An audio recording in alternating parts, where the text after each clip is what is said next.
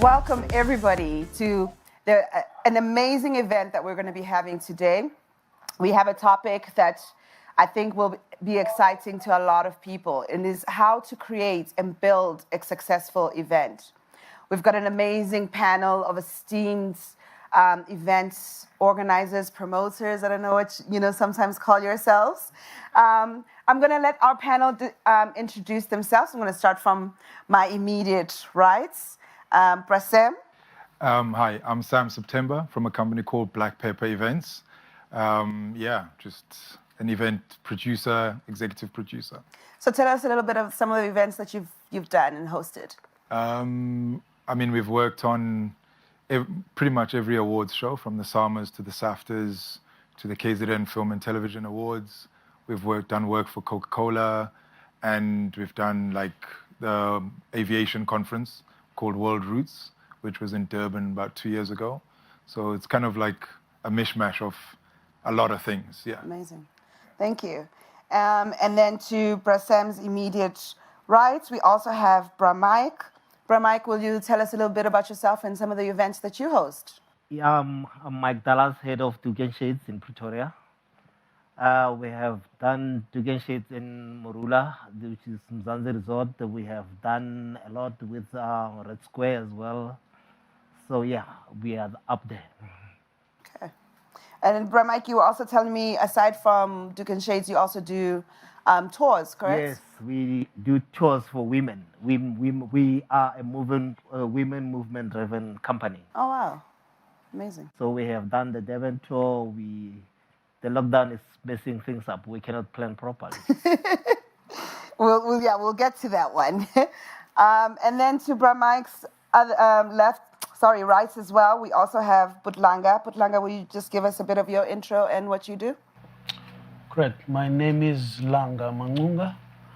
I put on a few hats now and again. I run L&M Entertainment, which is an eventing company, and I also am a team leader for the project management department for Kia House South Africa.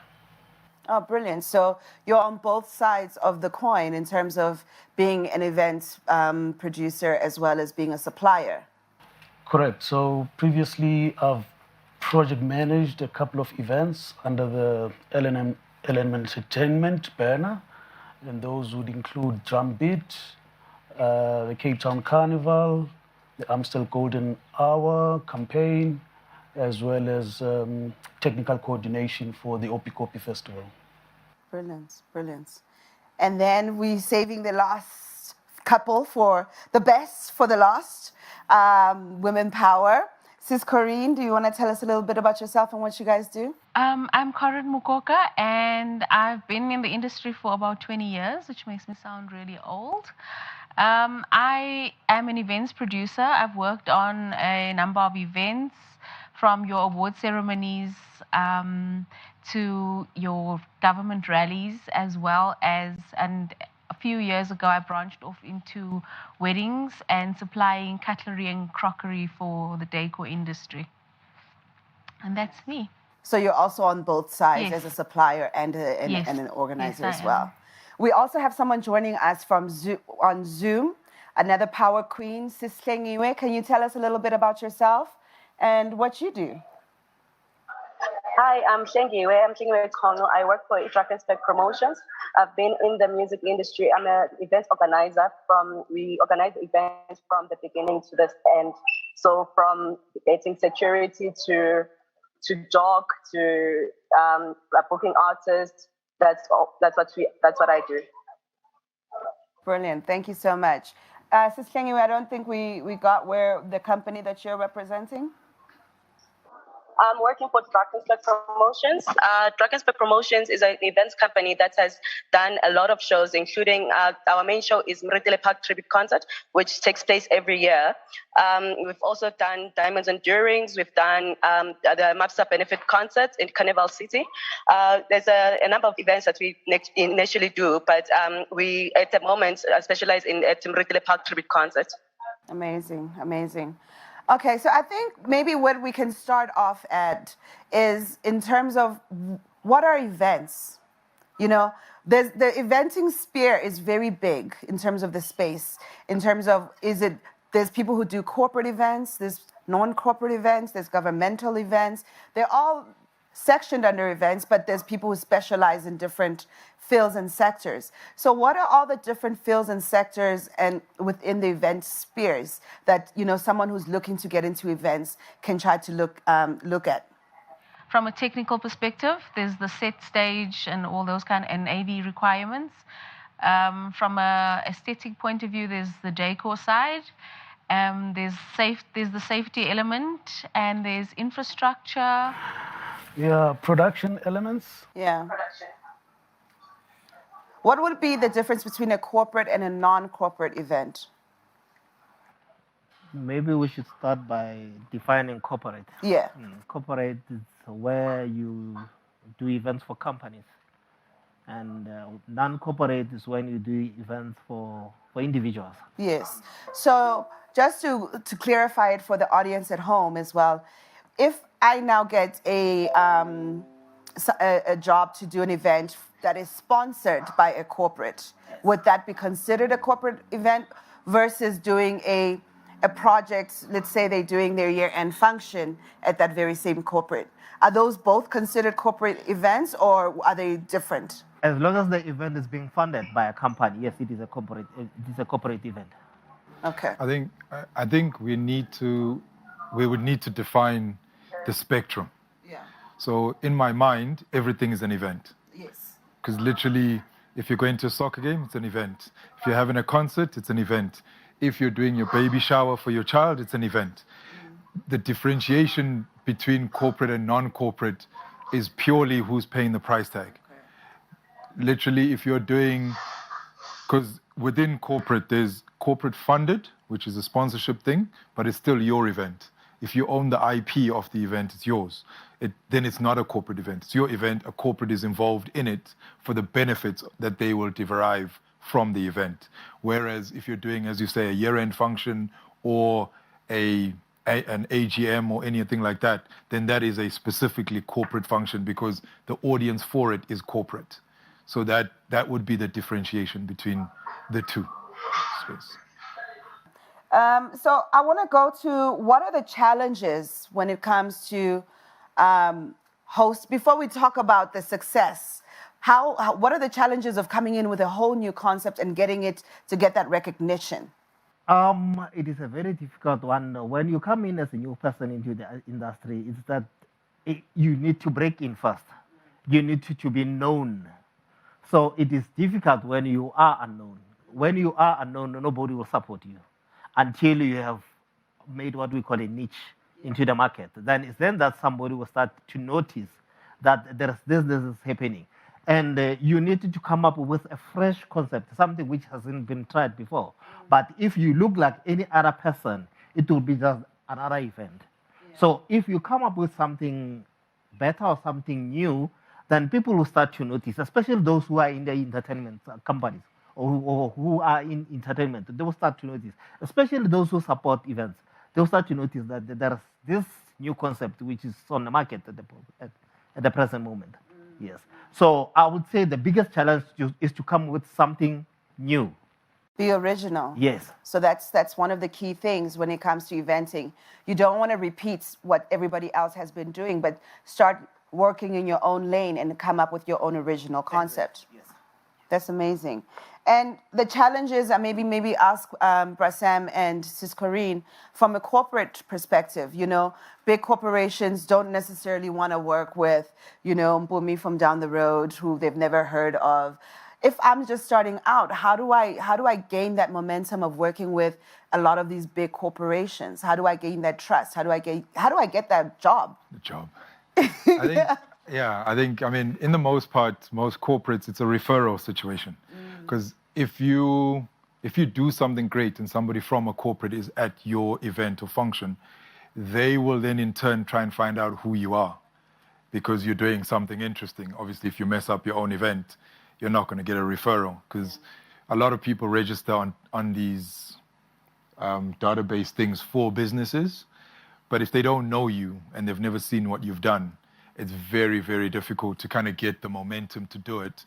So I think for a lot of people, I mean, there's also the differentiation between how you deliver, and because most corporates will see what ordinarily people will call people doing events in high heels, which are just, when you're not in comfortable shoes, you're a pointer of things.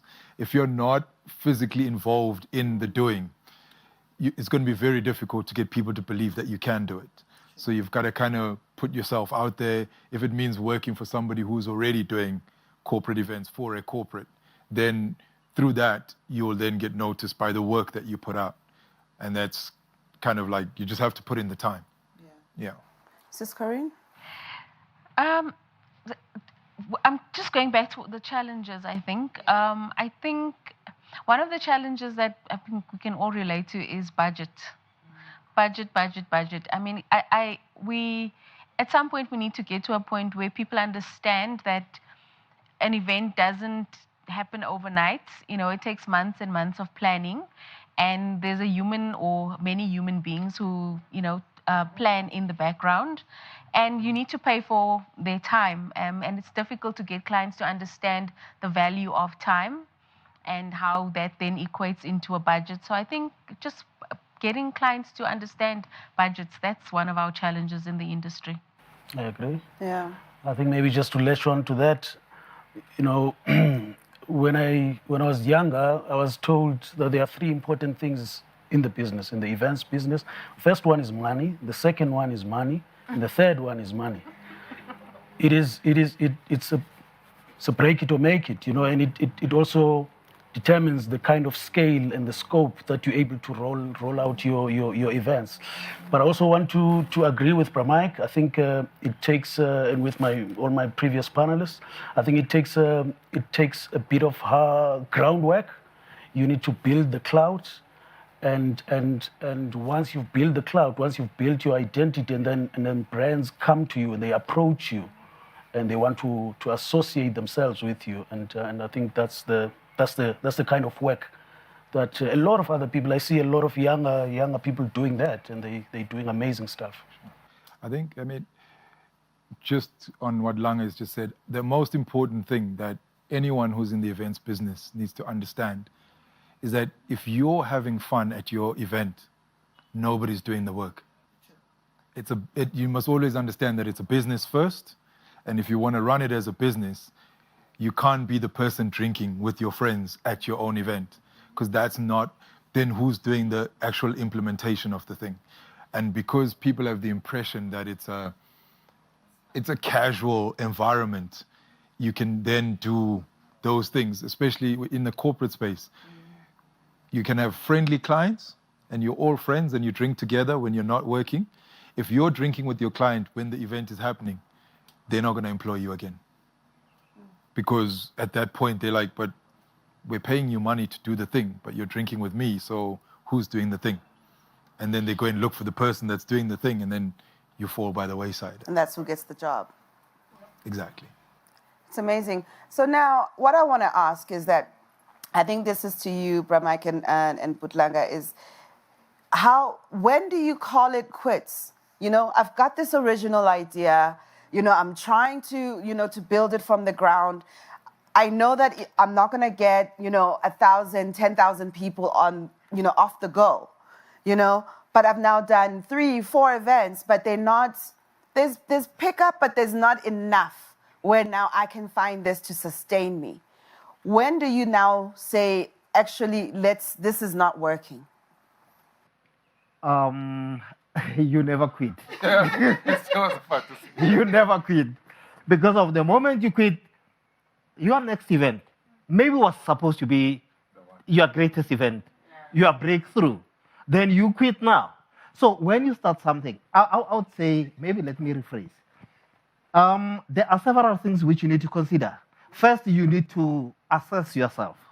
Check your strengths, know what you want. Set goals, then work your plan. Yeah. Then that way it's better because of you have something to refer to. But you never quit. Because of you never know when is your big break. Yeah. The Kentucky guy didn't quit. He failed until in his 68th year. It was then that he made millions. He failed even in kidnapping his own daughter. So why do you have to quit? You don't quit. As long as it is something which you want to do, you just keep going on it.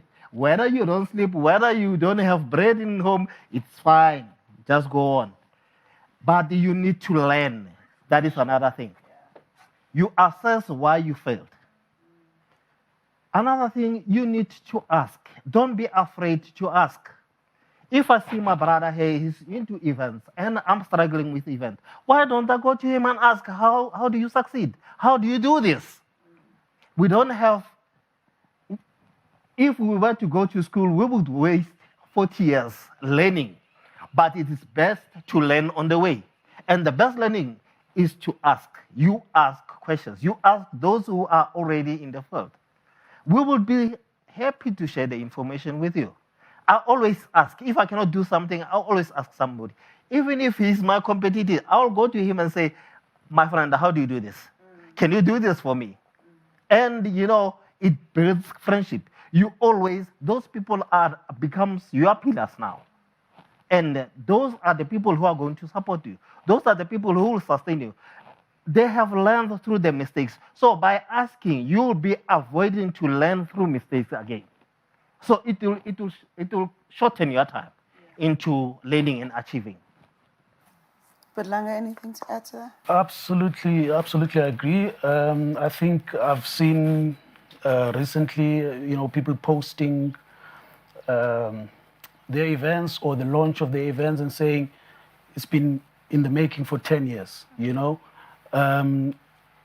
Like Corinne said, events take time. Some take months, some take years. I know, for instance, the Cape Town Jazz Festival, when it was called the North Sea Jazz Festival, did take a period of 10 years, between Mojo Concerts and ESP Africa in Cape Town, planning to how to roll out the event. And also, I think we really need to, if you active in the business, you need to immerse yourself into the things that are happening in the business. Some of the things are confusing. Some of the things you need to get your head around them. Like Mike said, you need to learn. You need to ask, and also I think we need to be comfortable with the fact that some of the things that we don't know, we learn them by doing them. So you really need to be active and not remove your foot from the pedal. I agree. Even with its tribute concert, it started with 5,000 people, and it started in Soweto, and then we had to move to it Pretoria, and it took forever for it to actually develop the amount of numbers and to become a festival that is well known across the country. So things do not happen overnight, and you can't just say you want to start an event and you don't have a plan. It starts with the planning, and budgeting is very important.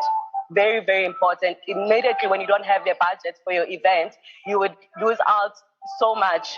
That's why they always say, do not take it. If you have it in your pocket, it's fine, but do not make an event out of your own pocket. Try and get sponsors, try and get funders for the event, and then where you can, try to incorporate corporates to come to your events. Those are the easier to actually make sure that your event does become successful, but it will never be successful overnight. And one important thing, it's PR. Marketing your events is very important. You can say you have an event and then waste all your money, but you did not market your event, and be shocked when people do not show up. And you have all these prominent artists that already you've booked, but there's no one that they're performing for. So marketing, and make sure that you've got your budget on point. I just want to also want to touch on Butlanga's favorite subject. Where's the money? Hey, we've all got great concepts. We've all have great ideas in terms of I would love to put a show like this. I'd like to do this, but I don't have it. How do I do it without the money? I think the first thing that everyone needs to accept, if you have a great idea, you must be prepared to put your money into it. If you're not prepared to put your money into it, you've got no skin in the game. You won't get anybody else to put money into it because you're not confident about your own thing. You've got to have the passion within yourself that if you need to sell your car to get the thing done, sell the car, get the thing done, because that's your dream, that's your passion, that's the thing that you don't want to quit on. If you don't, because a lot of people want to present a concept and then only do it with somebody else's money. It's not something that makes sense in somebody people who have money don't have money because they're stupid. They have money because they recognize a good idea and they want to then invest in a good idea. So, for example, the people that created WhatsApp got bought by, is it Apple or Facebook or whoever it is? Facebook didn't buy them because they needed another platform. They was like, somebody's done it. They're confident about their money. Okay, cool. Let's put more money, scale it up because it serves the purposes of what we need. And very few people are prepared to put their neck on the line for their idea. If you're not, and the thing is, a lot of people let perfection get in the way of good. And it's a constant thing where even musicians, you want the song to be perfect, but by wanting it to be perfect, you never release it. At some point, you need to release it and put it out there and let people. I always use this example with the people I work with, is that everyone owns an Apple device of some sort. They launch things all the time. They have bug issues, they have things. You know who are the people that help them improve their technology? The people who own the device. Because you always have questions, you always have frequently this and that. And it's the same thing with events. You must be prepared to do it yourself. Let people give you inputs, but also, like Mike was saying, be able to work off of other people. If you look at the most wealthy nations or sort of race groups in the world, which is mainly Jewish people, Muslim people, those guys, the money rotates within their community about, 100 times before it leaves. And that's where you want to get to, is that you may not have the money to do a massive festival, but you have enough money to start something. And then Mike next door, he does a thing. So he's spoken to the venue. So he can help you negotiate a venue fee that's not going to be as astronomical for a first timer as it would be for him. So why not leverage off his experience to do the same thing, and so forth and so forth. And that's kind of what it comes down to, is that if people fixate on the money, you never get anything done. But if you fixate on the idea, you will move mountains to make the idea happen. Yeah. So I want to put this to Sislengi Wene. So let's say I've done what Prasem has said. I've started. I've got a bit of traction with my events. But now I need, in order for it to move to that next level, I feel I need that sponsorship. I need that funding to take it to that next level. How do I go about in doing that? How do I find this funding? When it comes to funding, you actually need to see what your brand is. You first need to know what your brand is. When you speak to sponsors, you speak to directly to the brand that they have. So if, let's say, you're making a festival about a concert. Let's just start, maybe starting small. And you attract Coca-Cola, you need to speak to Coca-Cola and talk their language. You can't go to Coca-Cola and talk something else different, completely different. And that's if you're going to a sponsor, you actually need to show them what they're gonna get from that event. You can't go to Coca-Cola and say I need sponsorship, but you don't give them what are they gonna be receiving from your event. You understand? So in that, if you're asking for partnership from a company, you need to actually speak their language to say, okay, fine, I've got this event, and this event's going to be attracting this type of number of people, and I know that your brand is associated with this type of people. So with you coming on board or sponsoring this event, I will know this type of people will be in this event, and your product will be recognized by these type of people. So we talk about relationships as well. I know with Sis Corinne and Butlanga, you guys are on both sides of the spectrum in terms of being events, planners, as well as being suppliers. How important is that relationship, supplier, planner relationship? Because I know that, there was a point in time many moons ago, there was a particular technical provider, Langa, who was very dominant in the industry. But I mean, I didn't, it wasn't a knock on their hustle. It was the relationships they've been able to build and, the reputation that they've been able to build through the good work they were doing at those particular events that continued that. But now you have that number one, that relationship factor. And then the second element to it is that I'm now a new player in the game. I've went and I bought lights, I've bought stage equipment, I've bought sound equipment. How do I now get you guys to trust me and hire me as a new supplier? So with suppliers, the thing is, it is like that. It's a straight and narrow. I'm a buyer, you're a seller. You're selling me your service or your products, and I buy. There are suppliers that I certainly have supported from day one, and they quite big operations now, and it's a good thing to support suppliers. I think the game has changed. Certainly, the game has changed. That supplier that you spoke about is certainly not holding the number one position that it held for a couple of decades. The game has changed, and it has brought with it a lot of challenges. And we've needed some of those challenges.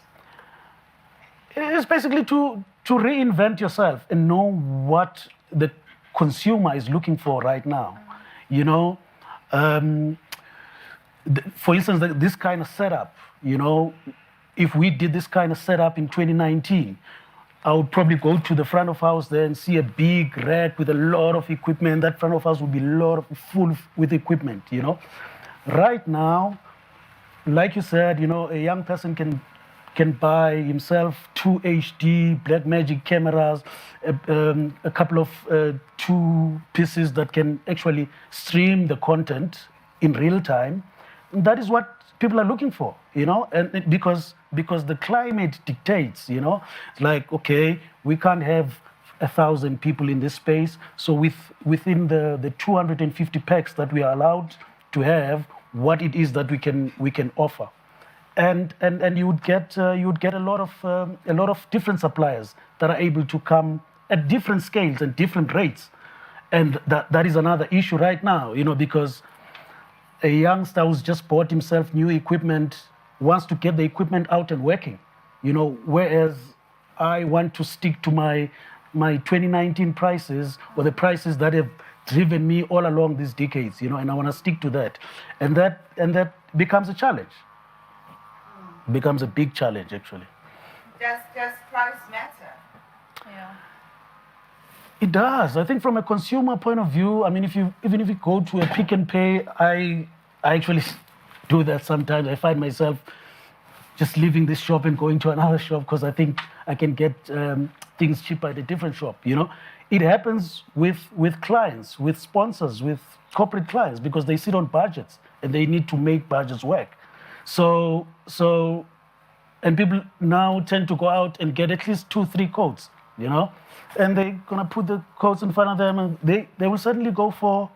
It's not necessarily the case all the time, but money speaks, So would it be safe to say from a supplier relationship, it's not about the relationship per se with the person, but in terms of what they're able to provide at a budget that comes in within budget. It's about the budget versus the relationship. Combined with a relationship. That's obviously, combination. I mean, if you like Sam said, if you do a fantastic job, the word will go out, and it will be known that event was fantastic because so and so had put it together and added their touch to it. So absolutely. I mean, the relationships we cannot go. It goes without saying. That relationships are critical, especially in the space that we work in. Yeah. Is this Corinne? Yeah, and supplier relationships are important. I agree with that, but I also think just from a if you look at it from an equipment point of view, if we go out of the technical side of life, or even if we had to make an example with the technical, people don't always want to go to those big organizations. So there is room for the smaller person to buy that equipment, because it's a different kind of conversation, because you may feel intimidated by dealing with the giant company with the giant warehouse. But I also think that also for years and years, there's been decor companies who also have giant warehouses with, and we see the same chair, the same couch, the same, the same things in all of these spaces. So yeah, I mean, it's for young people with equipment, it's good to have all the smaller suppliers, and they can focus on a niche market, as Bramike said earlier. You're able to get a small range of equipment, and you're able to improve and get more things that and so that you can be current with what's happening now. Whereas if you're sitting, like he says, with a warehouse full of stuff, you only want to use that warehouse with the equipment that's in that warehouse. So, and yes, and your supply relationships are super important, because you don't want to be in a situation where people drop you or whatever. And some cases, your client doesn't necessarily pay you 100% upfront, which, I mean, it really happens. So if you've got good relationships, you can, negotiate with your suppliers, because they'll understand, different payment terms and different clients. Valid points. And Sis Corina, I just want to ask, I mean, let's say I don't want to be the next Moretile, I don't want to do Duke and Shades. I want to work with corporates because, I think I'm more passionate with that. I can be more creative. Maybe I feel the budgets are better. But how do I get them? How do I get corporate clients? To be honest, take a chance. What do you mean? To be honest, corporates are not going to go out and look for new people to do things. So you need to go and knock on a door. Find somebody in procurement, but the initiative has to be from your side to them. Because 9 times out of 10, most people that run corporates are looking for a new idea, but they're not going to go out and go and look for it and find it. So you've got to hustle your way into a building. You've got to find somebody who works for the amount of conversations that happen in taverns and things on a weekend where somebody who's an executive in a company is there to wash his car and have lunch. Ekas. Literally, go up to the guy and talk to him. The worst he'll do is say no. If he says no, you're back in the same position you were 5 minutes ago before you said hi. So you've lost nothing. And if he says yes, you've gained everything. Because I think people are scared of no. Yeah. And at the end of the day, no is just telling you that you need to go to the next person. Yeah. But people personalize things and then they get dejected by a moment and whatever. If you're hungry enough, you will keep going.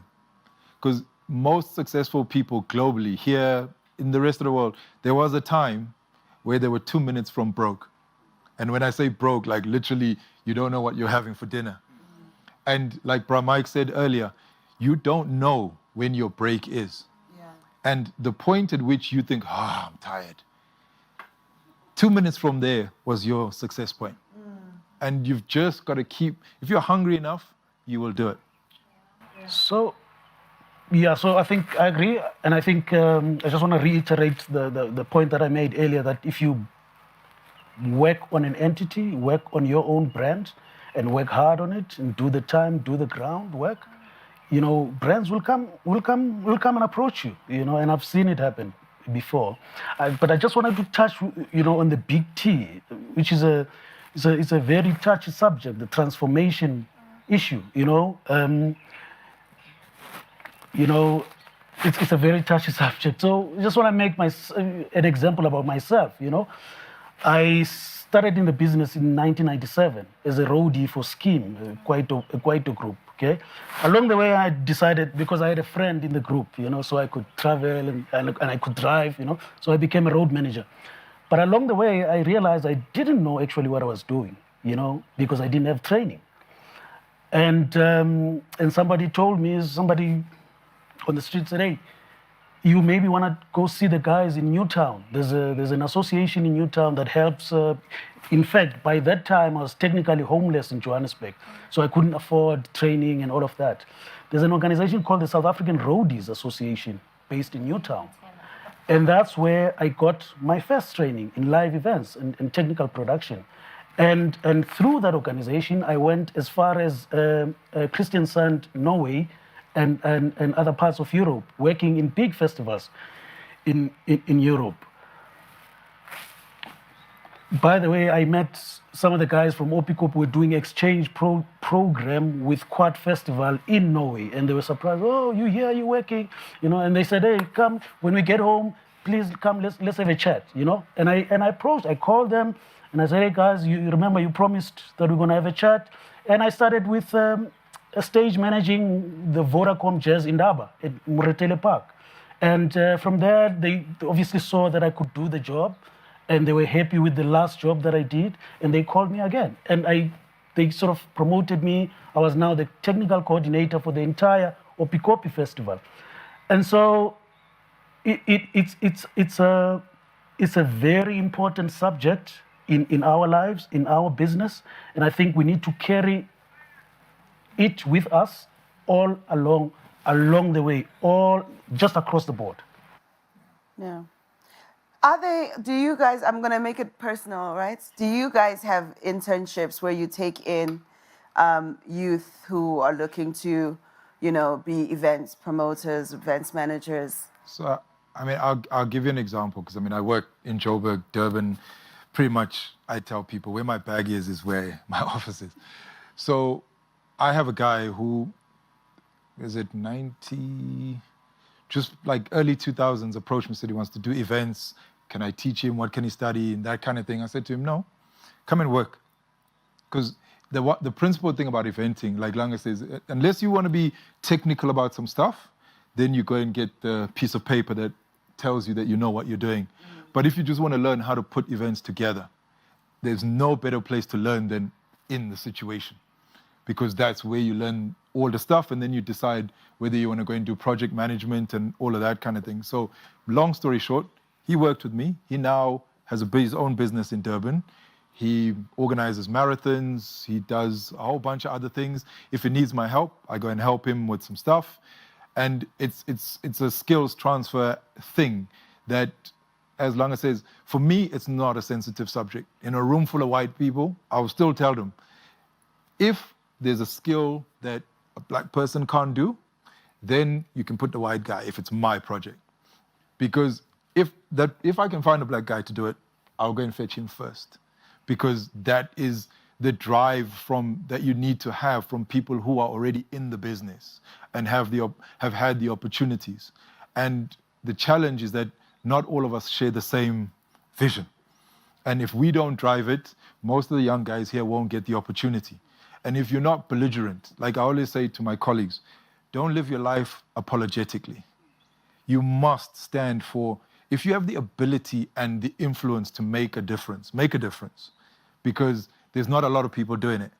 And if we're apologizing to people for wanting to advance the cause of people that are the same color as you, then the challenge is not the other white person across the table, the challenge is you.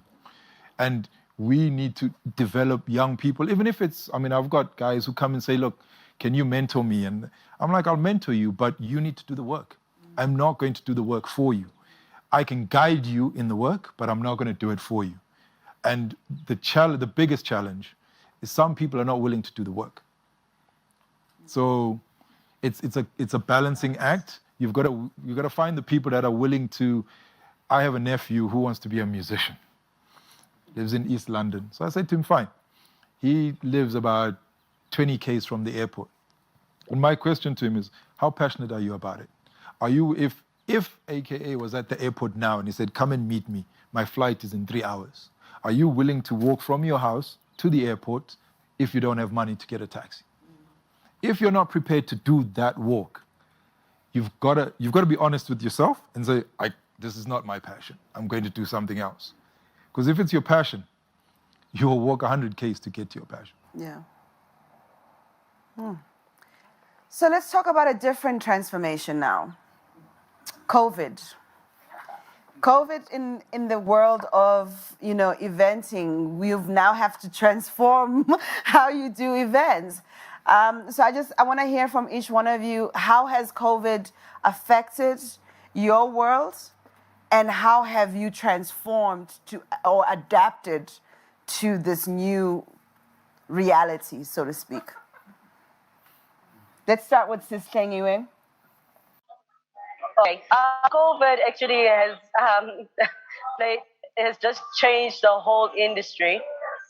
With us, with the shows that we do, we normally attract around about 15 to 20,000 people. So right now, we can't even start actually playing. It has changed. It has taken us from the live events festival to a digital space where we're actually now looking at doing streaming, festival streaming. So that's where we are right now. We're actually planning to do that because we show when we're gonna be open for another 5,000 people to be allowed in one area because of the COVID. So we're looking at doing streaming. Like I know, 947 is doing the Huawei Joburg Day via online. So I think we also on that procedure right now. Okay, thanks, Sis Cheng Yue. Sis Corinne? Okay.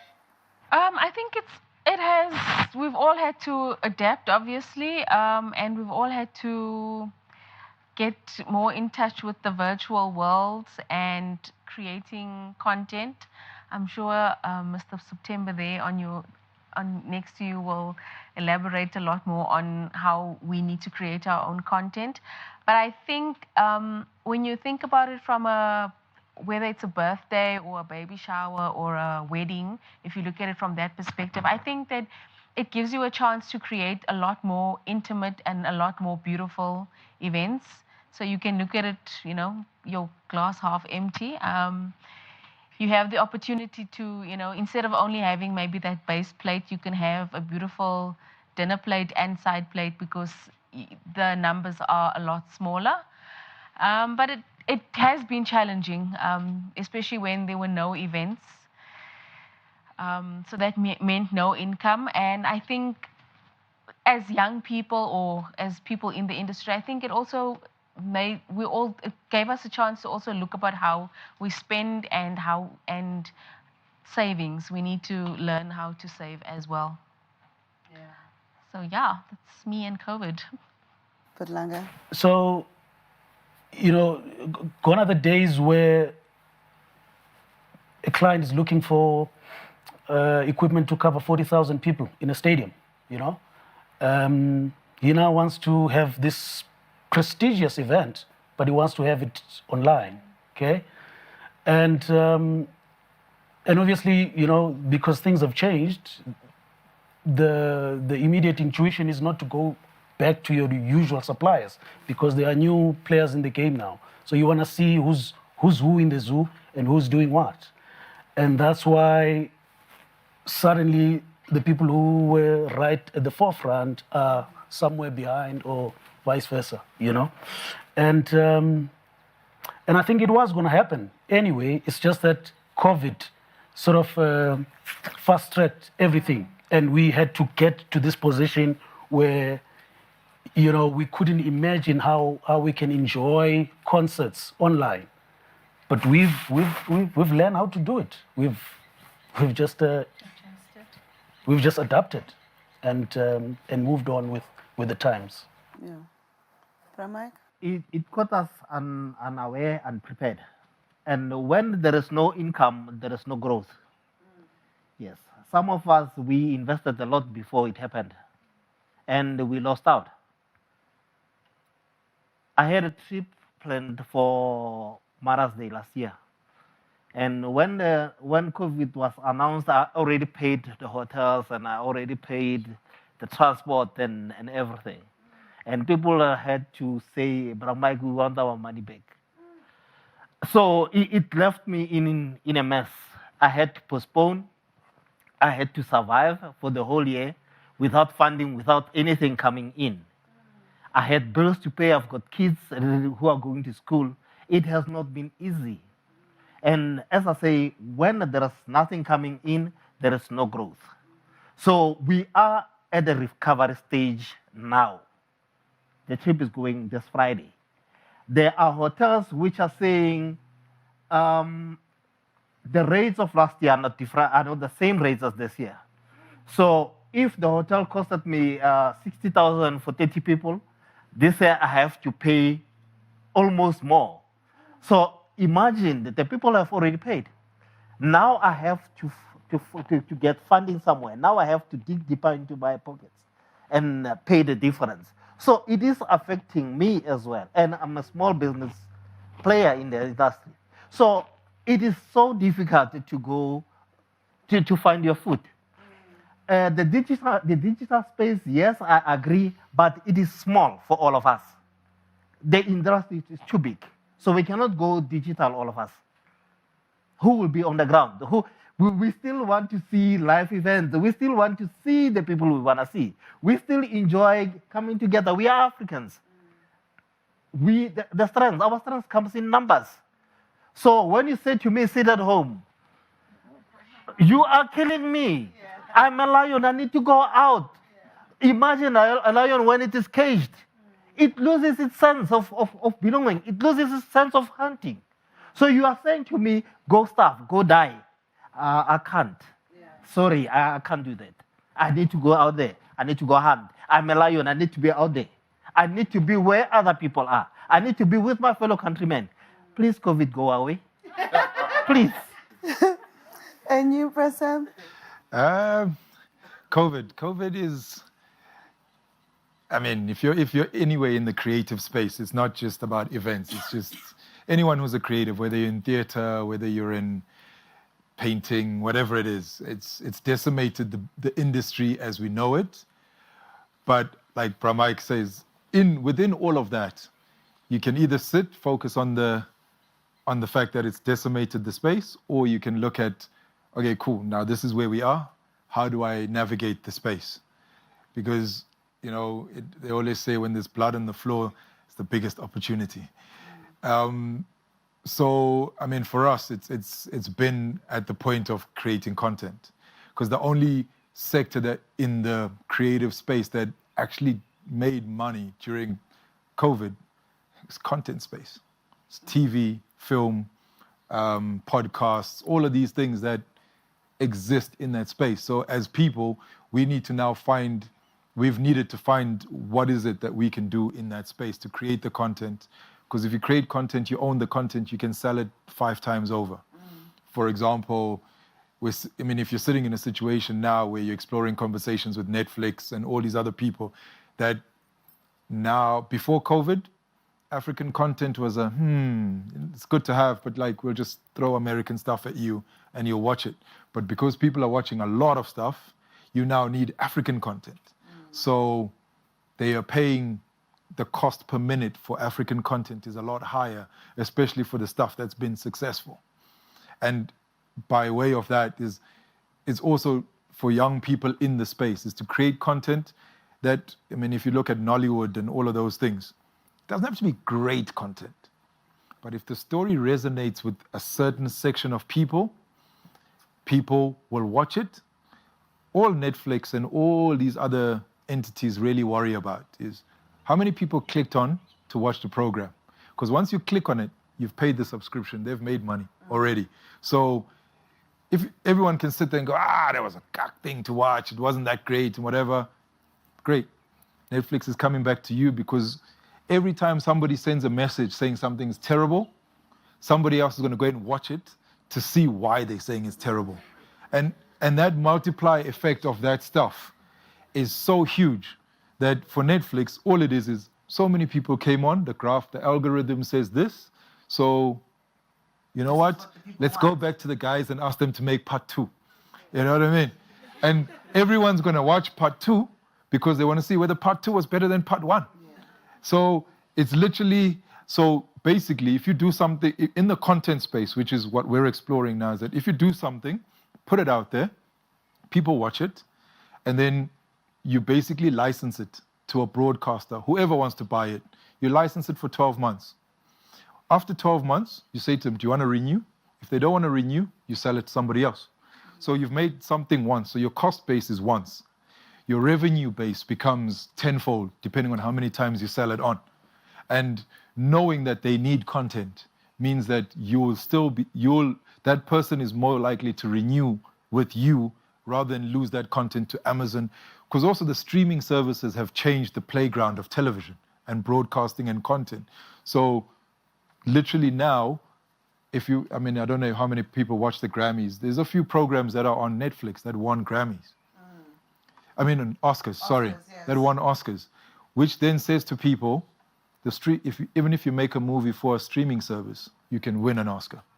Whereas before, you had to go to cinema and you had to do this and you had to do that, which was the traditional way to do television. Now, you can create content, put it on YouTube. If you get enough traction on it, YouTube will phone you and say, actually, we want to pay you now because you've passed that threshold of number of people that are viewing it. So within the COVID space, there are a myriad, there's a lot of opportunity, but I think there are about 1 million young people who have not discovered the next best thing.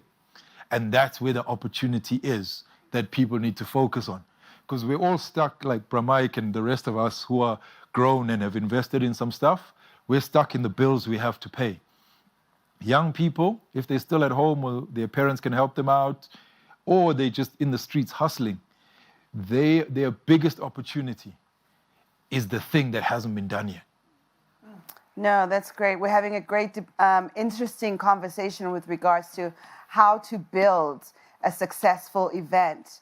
I think a lot of people have listened to quite a few things from our panelists. So we're actually now going to open it up to the audience. If anybody has any questions for anybody from our esteemed panelists, that will be open to the floor now. Good afternoon. My name is Kevin. So I just want to add more on the questions our lady asked. It's about challenges. So I've only got 2 questions with regards to challenges. How do you handle weather conditions? Because with events, you always have to know about the weathers and all that. And then the second question would be with regards to non-corporate events. How do you handle cases where artists don't pitch? That's it. Anybody want to take those? Especially anybody who does the outdoors. Maybe Shengiwe, as most of your festivals are obviously outdoors. How do we handle the weather? Yeah, the weather. The thing is with you can never guarantee the weather. You can have your dates, especially if you've already done your marketing, you've already done your whole planning. Then one thing we do, we work with, we do public insurance liability. So we actually pay insurance company for that event. So whenever that event doesn't take place, then we go collect public liability insurance. And then when it comes to the second question was, if an artist does not pitch, what happens? What do you do? With artists, you sign a contract. Whenever they come to perform at your event, you always have a contract in place. And then when an artist does not pitch, then it's a breach of contract. Then that is taken up with your legal team. Yeah. We have a question over here. Good afternoon. My name is Matse Viso, and I run a business support services. My question is simple. You had mentioned it requires discipline, time, groundwork, and dedication, and hence money being one of the driving forces in terms of what you're doing. My question is, what else inspires this business, and why do you do what you do? Why do we do what we do? I think ultimately you've got to love it. Eventing or creative industries as a whole. If you think of the most famous painters in the world whose paintings sell for millions and millions, they died poor, but they loved what they did. if you don't love it, you won't wake up at 6 o'clock to make sure the stage is there and everything else. And you won't go to bed at 4 in the morning after a gig, and whether it went bad or good or whatever it is, you know.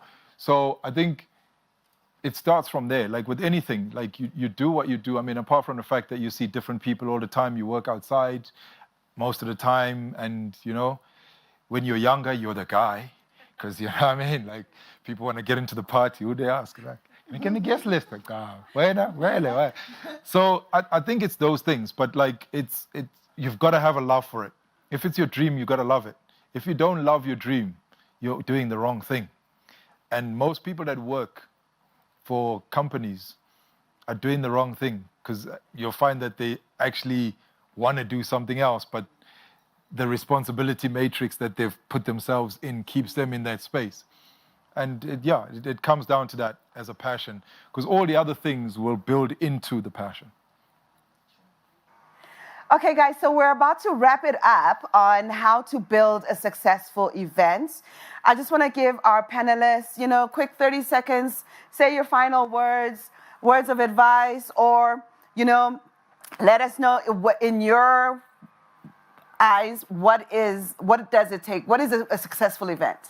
Or any kind of word of advice that you can give to our audience. We'll start with the ladies, so we'll start with Thengiwe. Hi. A successful event is basically what success is different. You know, sometimes it's the number of people that are shown up on your event. Sometimes it's, for us, basically it's how we made the people feel after the event. The less the crime was, the less incident that you get, then that event was successful. But for you to have a successful event, it's just be focused, be focused, be focused. If you want something, nobody will give you anything unless you go after it. You need to make sure that you give the all.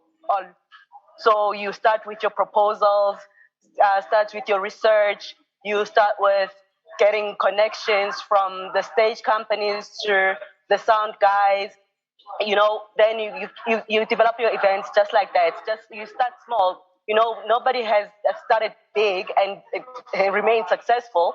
As I agree with the panelists to say, you start small. Everything, you start with the first step. You know, first step, then those steps will follow. Everything will follow each other. So you start with your proposals, try and get people on board, you know, with your product, you know, and then the feel comes from you on how you want the event to be. You know, jot down your ideas. Make sure that you know the people that you have a team. You know, we can't do an event by yourself. You need to have a team. Like every event is successful because of a good team. Have a team behind you. The people that you trust. You know, the people that have your back. That people that you're not gonna be putting there as a marketing or to put the word out, and that person goes out drinking instead of putting the word out about your event, you know. And also just stay positive. You know, this industry will kick you.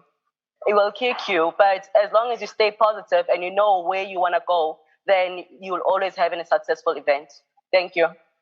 Thanks, Sis Thengiwe. Sis Corinne? I'd just say that creating experiences for people, think about the senses, the touch, the smell, the taste, all of those things. Those are the things that make a good event. And also proper planning. So just apply all your project management skills. Just, you know, think about every single thing. And I think the last step also, when you are about to implement your event, just do a document or a day in the life of the person that's attending that event. As Lanka had pointed out, from the time they arrive to the time they leave, just, you know, think about all of those things, and it will help with creating a successful event. Thank you. With Langa? Yeah, so successful events, I think, very much attached to money.